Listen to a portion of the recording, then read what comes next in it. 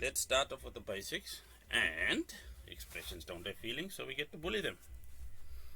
Okay, so the nth term of an arithmetic sequence is given by dn equals to 5n minus 2, the n on the left obviously being a subscript. So what are the questions? Well, firstly, determine the number of terms in the sequence if the last term is 198. So if we have obviously the subscript n being equal to 5n minus 2, what we need to realize is that this term on the left hand side can be substituted as well, and there's the value we are going to use, which is 198. That's obviously equal to 5n minus 2 on the right hand side. Now it's just an equation, so what we do to the left we do to the right. This 5n is then obviously equal to what?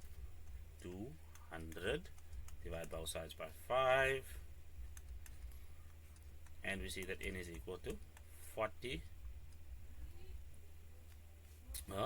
terms, because they were asked to calculate the number of terms.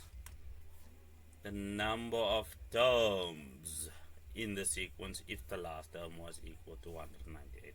Then determine the sum of all the terms in the sequence. To this one,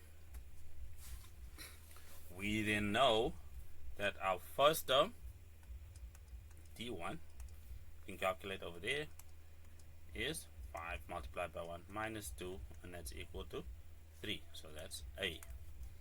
So in order to calculate this, we will use this summation formula, which is s subscript n being equal to n over 2 a plus l, which is the special case formula when the last term is known, which in this case is over there, 198.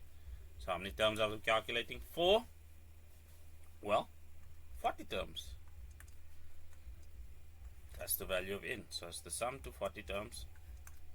First term being equal to 3, and our last term being equal to, well, 198.